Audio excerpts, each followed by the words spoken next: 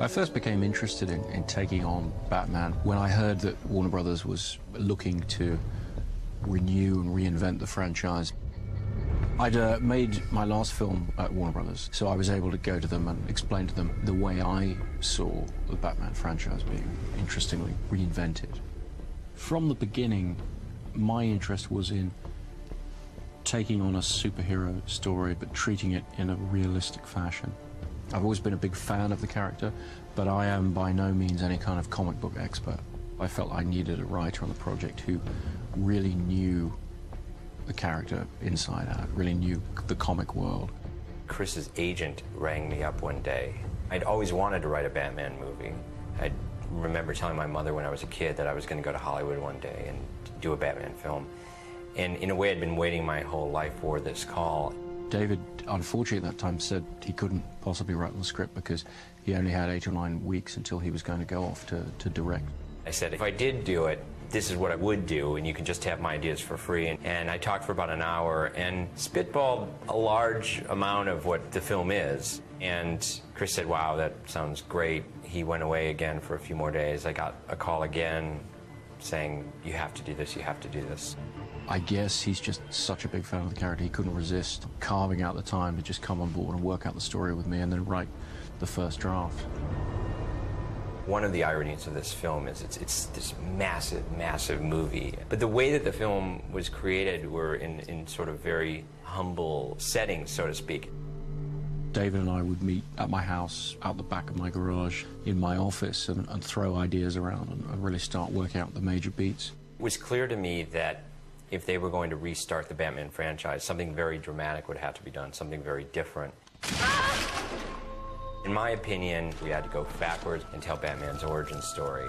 The origin story had never been addressed on film, or really even in the comics. That is to say, there isn't really a single definitive account of the journey of Bruce Wayne into Batman.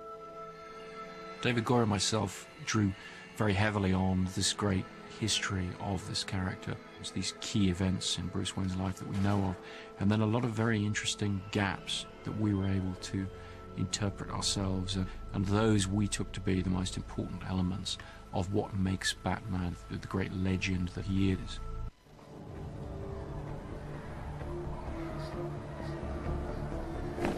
Wait! You could die. At least tell me your name.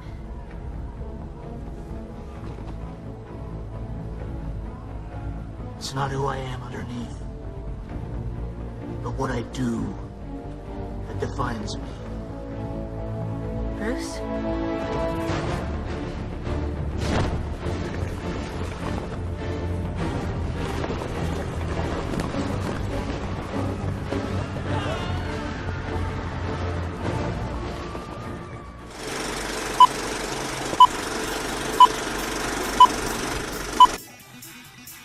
Me quedo con esa última frase. Lo que hago me define. Batman.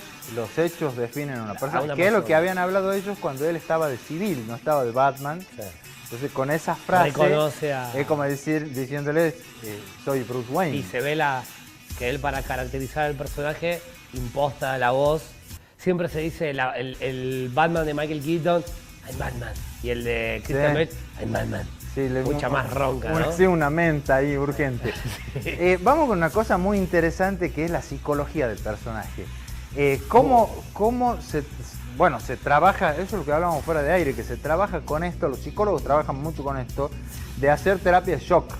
Si tenés miedo, pánico o le tenés terror a algo, lo que ellos trabajan es con una teoría de llevarte y enfrentarte con eso en un shock, en un solo shock. Y él le tiene mucho miedo a los murciélagos por lo que le pasó, esa experiencia traumática cuando era chico, cuando cae en ese aljibe. Sí.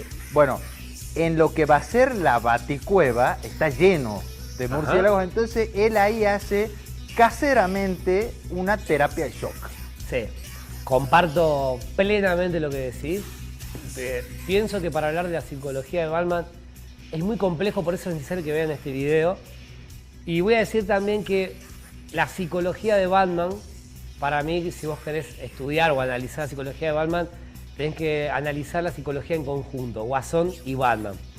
Y también la misma psicología de Batman, más allá de esa terapia de shock que lo representa en esa escena tan buena de Nolan, con los murciélagos cuando él es chico, esa terapia también, o ese miedo, es el miedo a la pérdida. Él sufre una gran pérdida. Es el miedo que tenemos todos, ¿no? De perder a un ser querido, a alguien. O a dos, en el caso Unos de tienen miedo a la muerte, otros... Bueno, el gran miedo de Bruno Díaz, de Batman, es el miedo a la pérdida. Se define así en un hecho cuando es joven, que lo define y lo transforma en Batman. Y después otro gran hecho que lo caracteriza tanto y lo explica tanto el personaje, es la pérdida de Jason Todd, uno de los primeros Robin. Y se da cuenta que todo aquel que estaba cerca... Por eso Batman es un ser muy solitario, muy independiente, no le gusta trabajar con muchas personas. Porque él sufre una gran pérdida que cambia la historia del mundo de Batman en el año 80, que tras un llamado telefónico a la editorial, el agente dijo que Jason, no había internet, definieron que Jason Todd, el Robin, tenía que morir. Eso fue el gran vuelco, porque era una nueva pérdida desde el lado del héroe. Te pregunto algo ahí, ¿es verdad que murió por 20 y pico de votos, que llamaron por teléfono? Fue de las votaciones más parejas que hubo en la historia de los cómics. Los escritores no sabían qué hacer, había muchos críticos que decían, ¿qué onda Robin? Y hay otros que decían, no, muy bueno que haya alguien que esté, pero siempre me parece que cuando ellos, mejor dicho, entendieron que el gran miedo de Batman era perder a alguien, bajo su responsabilidad, que era como un padre. Y cuando pasa eso, y lo llamamos telefónico por muy poquito, como decís, es una de las muertes más magníficas en los cómics, porque lo mata nada más y menos que el Joker, de manera muy violenta. Sácame una duda, pues yo tuve hace un tiempo atrás una pelea, con una pelea mediática vía mail, con un programa de El Salvador que se llama Comic Geekos, que es un programa de radio. Son grosos eso. Sí, son re grosos. ¿Y vos te peleaste? Sí, me peleé con uno. No, pues leyeron el mail mío que yo mandé diciendo que habían hecho una encuesta telefónica y habían decidido la muerte de Robin por 20 y pico de votos, 28 votos. Y me decían que no, que estaba hablando cualquier boludez. No, no es cierto. Yo tengo uno de los bueno, cómics. Pará, a ver, esto sale en internet mañana. Mañana lo subimos. Yo tengo uno de los cómics, lo voy a buscar en casa, en el cual se habla de tal famoso... A ver, pero igual el que lee Batman y es conocedor del cómic, saben muy bien que la muerte de Jason Todd, de Robin, fue por teléfono, ¿no? Se decidió por una encuesta telefónica. Es algo que no hace falta indagar mucho. Entonces yo tenía razón. Sí. Bueno, vamos con la psicología del personaje. Vamos a escuchar a estos especialistas de la salud hablando acerca de esta terapia de shock que es perfectamente adaptado en la película. El ejemplo que da en ese momento que él enfrenta y confronta todos sus miedos. Vamos, señor director, con eso.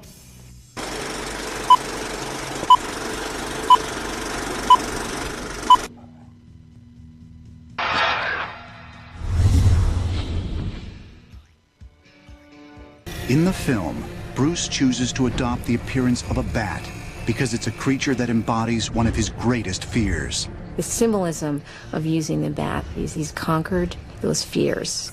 And there's a technique that mental health clinicians use for people who have fears. It's called exposure. And the idea is in a planned and purposeful way, you expose yourself to the things that you're afraid of. The movie portrayed exposure incredibly well.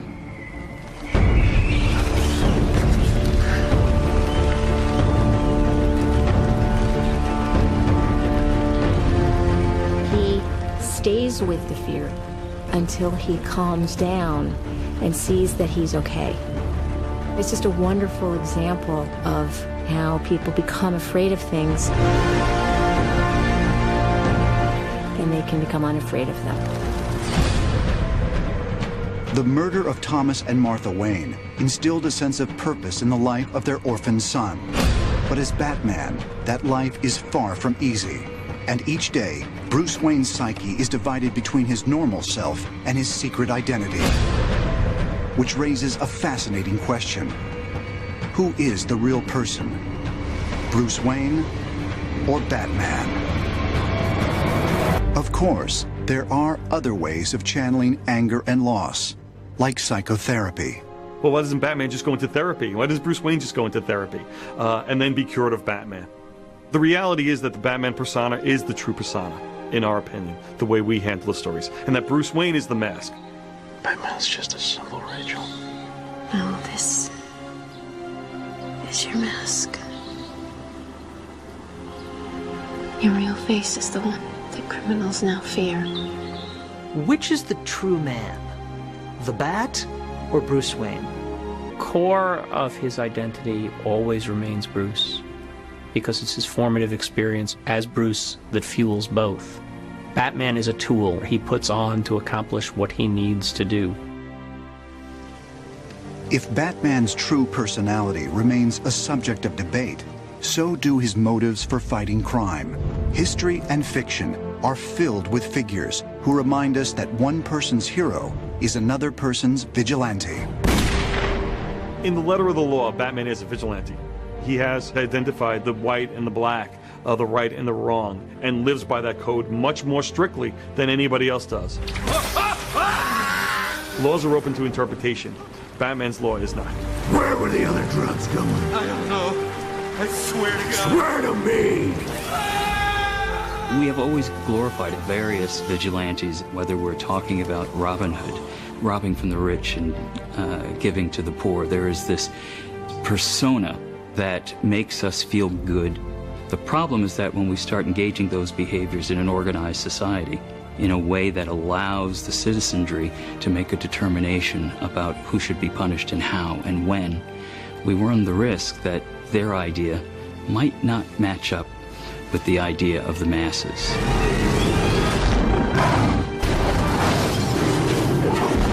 What he's doing is really outside the law.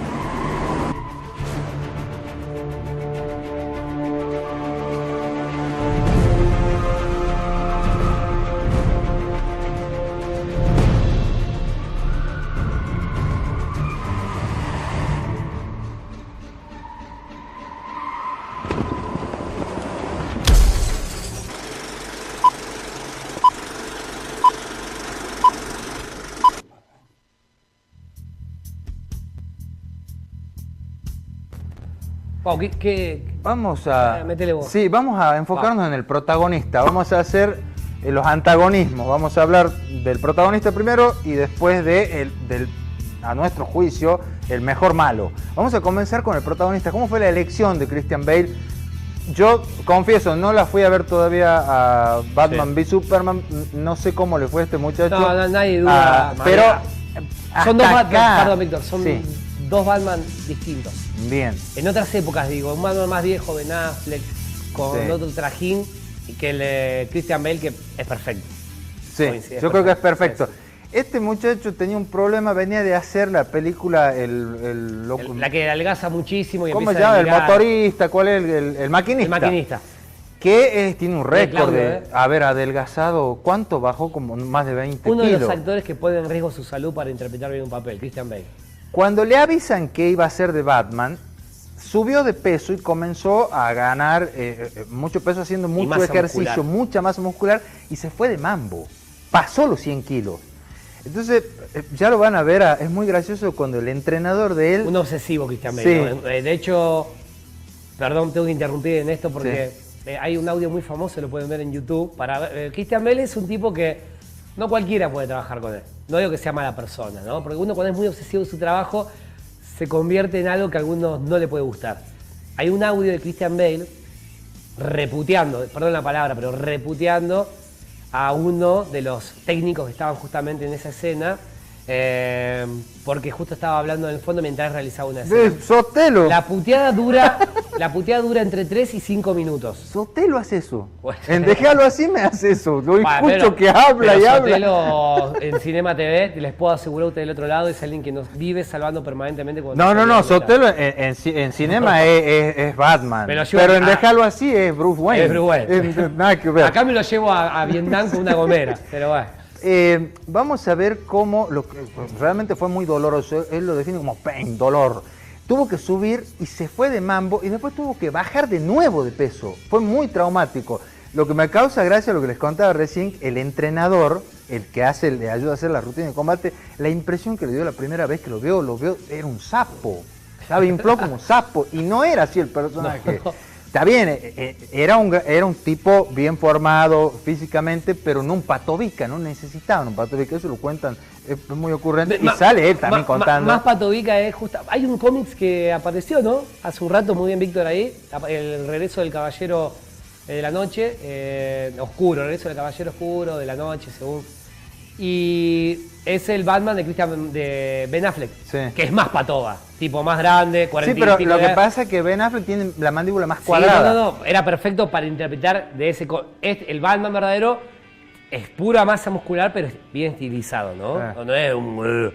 Es bien estilizado, bueno, grandote. Cuando fue, eso vamos a ver en el segundo episodio, cuando fue Ben Affleck a México, que habló muy bien en español, la chica le dijo, pero los músculos son todo el traje. No, le dice, me maté haciendo fierro. Se matan, estos tipos se matan. Se matan. Bueno, también cobran 20, 30 palos. ¿no? Aparte es un personal que en un mete tunea. Claro. ¿Sabes qué? Lo llamo ahora. Pero aparte aún tienen alguien que le hace la dieta y todo. Bueno, cuando vos vivís de esto, lo pensás 3 veces si vas a comer carne o verdurita. Y creo que cumplís. Cuando uno vive otra cosa, venga el asado, venga el vinito, digamos. Es también parte del laburo, claro. No importa. Vamos nosotros con... somos un ejemplo, paramos de engordar. Ni hablar, yo estoy frunciendo hace un rato. Vamos a escucharlo a Christian Bale, a su entrenador y también a Christopher Nolan contando de cómo fue esto de pasar de que estaba tan flaco, después se puso gordo y después tuvo que bajar de peso de nuevo, una cosa muy traumática. Y te deja mal ahí, ¿Qué te parece si uno putea con tiene que hacer una dieta? Vamos con eso, señor director.